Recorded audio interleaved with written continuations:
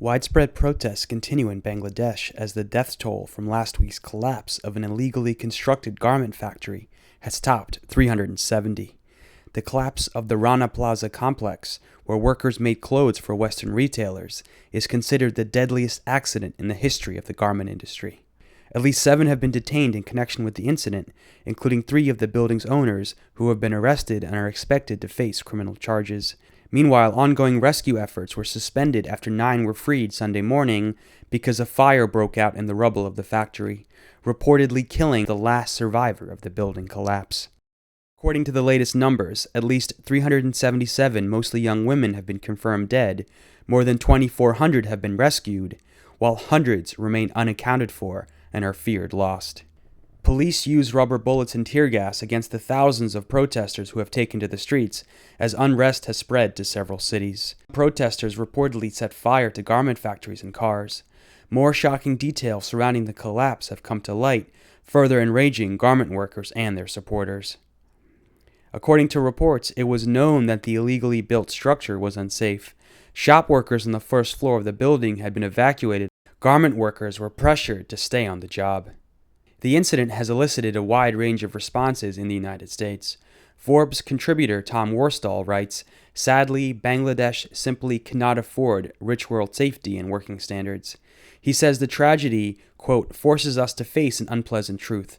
Bangladesh simply isn't rich enough to be able to have the same safety and working standards as those we enjoy in the rich countries. Worstall argues against pushing more regulation and says the only way to improve working conditions in Bangladesh is to boost its economy by buying more goods by workers made there. What Worstall doesn't mention is that Western retailers have rejected calls to fund independent oversight of safety standards at garment factories.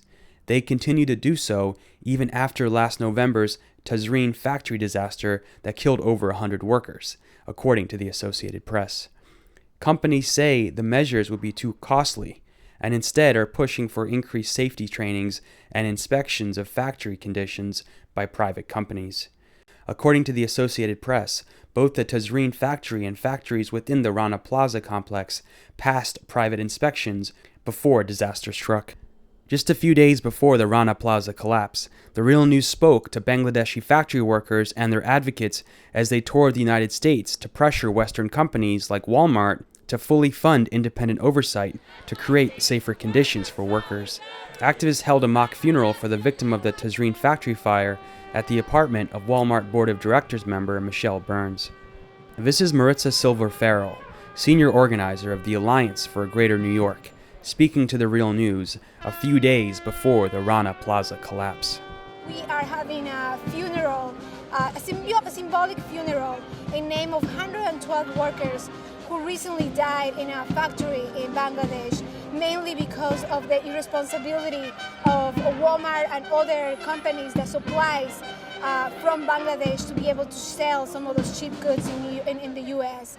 So that's why we organize this event, to make sure that their voices are out, that Walmart make changes, and also that the Walmart Board of Directors take action, because they do have the power to make those changes. Also speaking was Kalpana Akhtar from the Bangladesh Center for Worker Solidarity, who called for Walmart to compensate the families of workers that died in the Tazreen factory fire and for Western retailers to demand increased safety at factories. Main objectives is to have the compensation for Tazreen workers who lost their life in this fire.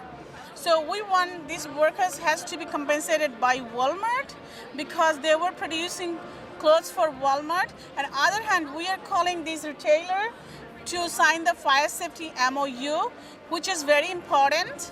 That will prevent the future death in Bangladesh.